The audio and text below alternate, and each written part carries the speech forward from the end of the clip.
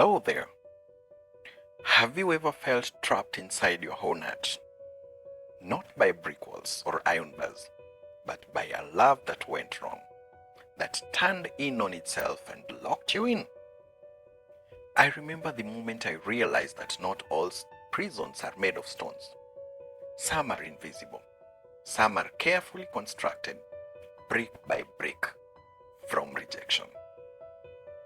The lock is turned by betrayal, and the sentence is guarded day and night by a warden named regret.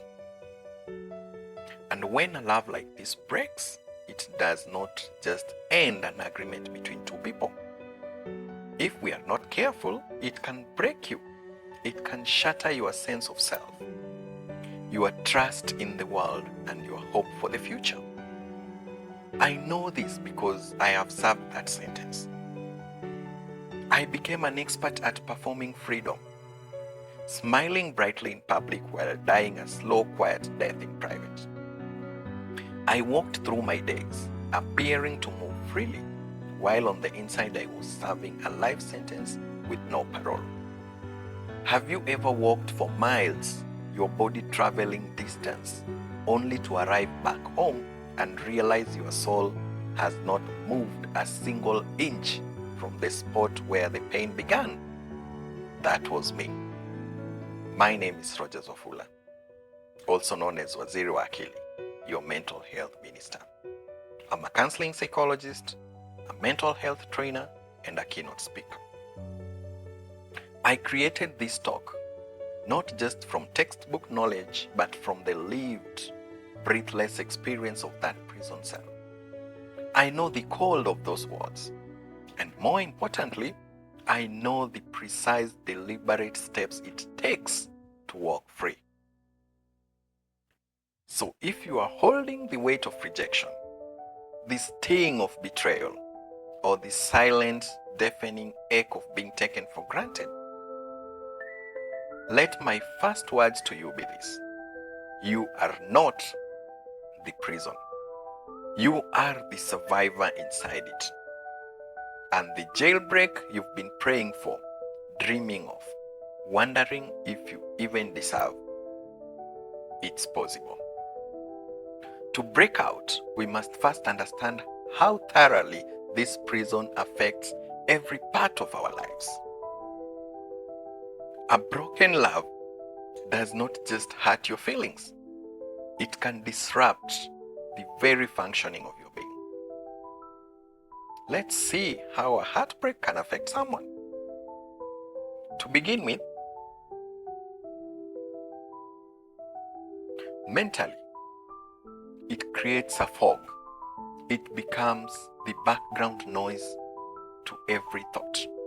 You sit at your desk to work, but your mind is a browser with 50 tabs open, and 49 of them are replaying conversations, analyzing texts, or cycling through what ifs. You read the same paragraph 4 times and absorb none of it. You make simple mistakes. You feel a sense of incompetence. Not because you are, but because your brain's processing power is being hijacked by the heartbreak. The question, what did they really mean, becomes a full-time job for your mind, leaving no energy for your dreams, your creativity, or your peace. Socially, a heartbreak builds a moat around you. You start to decline invitations. I'm just tired, you say. But the truth is, the thought of being in a crowd, of pretending to be okay, of seeing happy couples feels like a monumental task. You feel like a ghost among the living, present but not truly participating. Even when you force yourself to go out, you might find yourself staring at your phone, not because you expect a message, but because it's a shield against having to engage. You feel disconnected, convinced no one could understand this specific pain. So you slowly, quietly isolate yourself. The very connections that will heal you feel like threats to your fragile state. Physically, your body keeps the score. This is not a metaphor. Heartbreak registers in the body as a stressor, a threat. You might lie in bed for hours, exhausted, but sleep evades you. Or you sleep for 12 hours and wake up more tired than when you went down. Your appetite disappears, or you find yourself eating to fill a void that food can never touch. You get headaches. Your stomach is in knots. Your immune system weakens and you catch every cold that goes around. There is a literal ache in your chest, a heavy, hollow feeling. Your body is grieving and it's expressing a grief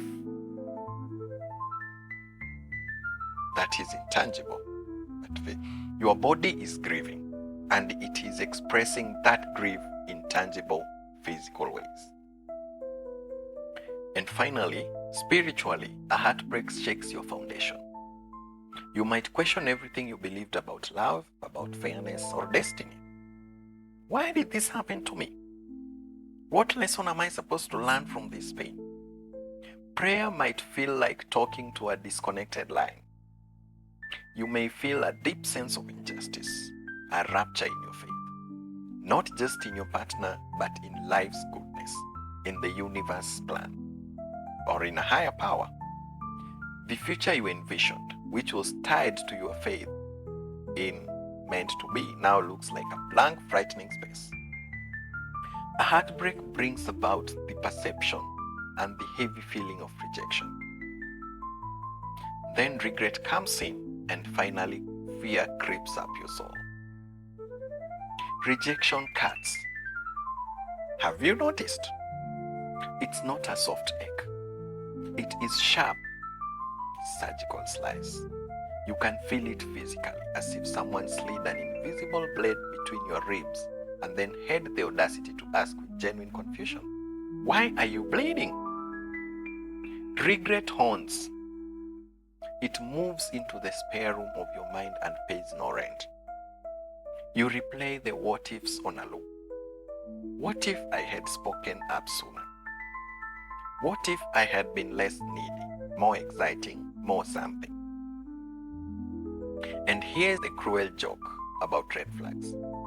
When you're inside the relationship, wearing rose-colored glasses, all those red flags just look like flags.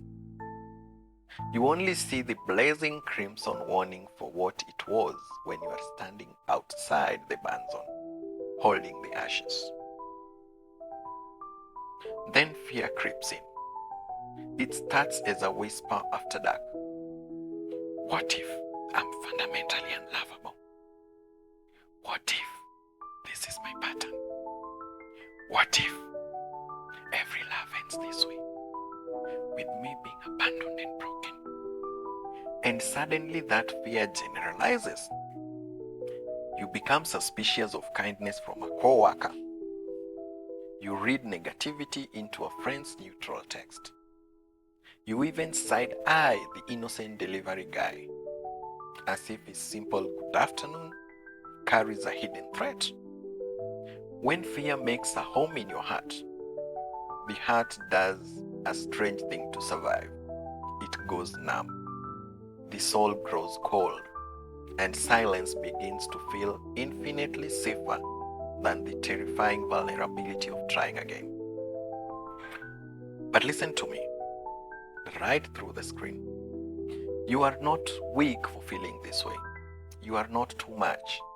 You are not broken beyond repair. Your reaction is the testament of a caring, capable heart that invested deeply. You are human. And let us be brutally honest about the darkest cells in this prison.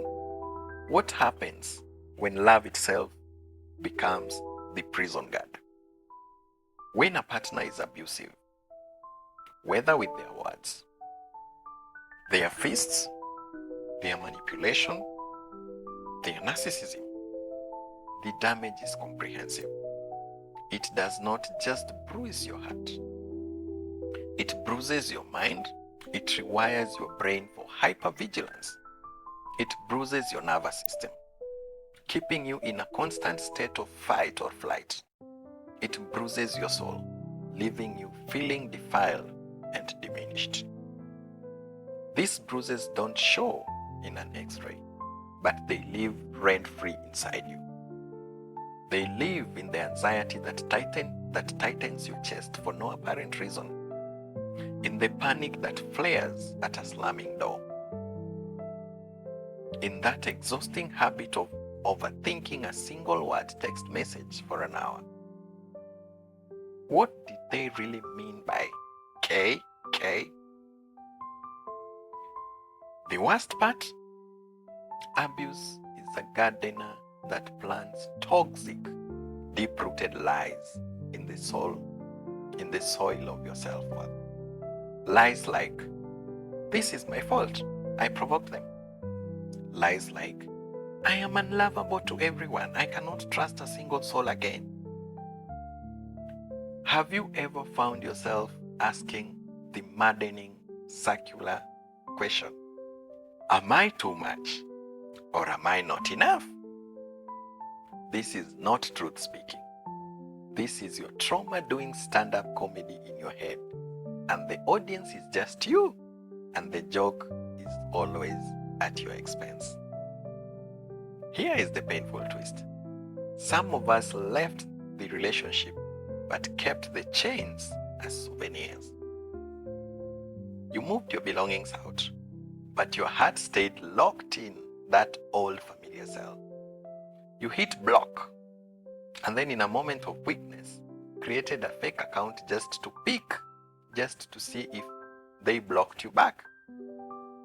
As if that would be a satisfying scorecard. You may post healing journey on your social media, but let's be real. A part of you hopes they are watching your stories, that they see your strength and feel a pang of loss. Tell me, why does early healing often look suspiciously like stalking? Some of you left the relationship, but your nervous system didn't get the memo. Your body, the wise animal part of you that remembers every shock, is still braced for the next explosion. It's waiting for the other shoe to drop. That's why 2 months later, a phone vibrating at 2 a.m. with a spam loan offer can send your heart into a sprint. Trauma and late night notifications do not mix. But hear this. This is not weakness. This is survival. Your body is trying to protect you. Your body is trying to protect you based on the old, dangerous map it was given. And survival is powerful. It got you this far. But, and this is very crucial, survival is not the same as living. You are born for more than just enduring. You are born for joy, for connection, for peace. They may have gaslit you, making you doubt your own reality. They may have criticized you until you felt small. They may have isolated you from your support. They broke you down, piece by cherished peace. They broke you down, piece by cherished peace. But here is the glorious paradox they never see coming. In their attempt to break you, they accidentally revealed your formidable strength. Think about it. If you were so fragile, so weak, why did it require so much relentless effort to try and dismantle you? Why are you still here? Not just alive, but listening, seeking, hoping, still breathing, still moving, still showing up for a talk like this, still searching for a key, and still searching for your happiness. That is proof, living, breathing proof that you are infinitely stronger than the story of brokenness they tried to write for you. Now let's redefine the mission. Healing is not a deletion button. Healing is not about forgetting. It's about changing your relationship to the memory. Healing is about remembering differently. Healing is the process where memories stop being chains that bind you to the past and become teachers that guide you to your future. Scars stop being ugly marks you hide, and they become badges of survival you carry with a strange pride. Fear stops being a warden that controls your choices and becomes a warning bell, a wise internal alarm system that reminds you, never again will I accept less than I deserve. Healing is you looking in the mirror one day and saying with a calm conviction, yes, that hurt me, but it will not define me. Yes, I carry these scars, but I also carry this unkillable strength. But we must flip one more script. Some of us are waiting for a warden to hand us the key. We say, if they would just apologize, just explain why, then I could finally move on. But be honest with yourself. Will their explanation, likely self-serving and flawed, truly set you free? Or will it just become another heavy link in the chain, another piece of evidence to obsess over? Sometimes closure is not a gift someone else gives you. Sometimes closure is a decree you make for yourself. It is finally standing at the cell door and declaring, enough, I deserve peace more than I deserve their answers. And you become your own liberator. So let me ask you directly, what will it feel like to no longer look over your shoulder for a ghost? What will it feel like to love again, not with a guarded, trembling heart, but with an open-handed courage, without the old fear, the old guilt, the need for apology? You can. That future is yours to claim. The truth is, the chains are already broken. The prison door has been open this whole time. But here is the tricky, non-negotiable part of freedom. It requires you to actually walk out. And let's be real. The cell can become so familiar. We get used to its dimensions. So we start to decorate it. We hang pictures of our pain on the wall. We put a small plant in the corner, a little rug on the floor. We even install a Wi-Fi router so we can comfortably scroll through our loneliness. We make it cozy and call it home. But no, listen to me. It's still a prison. No amount of decoration changes its fundamental nature. And you, my friend, with your capacity for love and life, you do not belong in a prison. Your past was harsh, unkind, but your future is freedom. Imagine stepping into a new love where loyalty feels like safety, not suffocation. Where trust feels like a soft landing, not a high wire act. Where presence means partnership, not control. And if that old fearful voice whispers, that's a fairy tale, just stay in your safe lonely cell, I need you to hear my voice over it, loud and clear. You are worthy of that love. You are capable of it.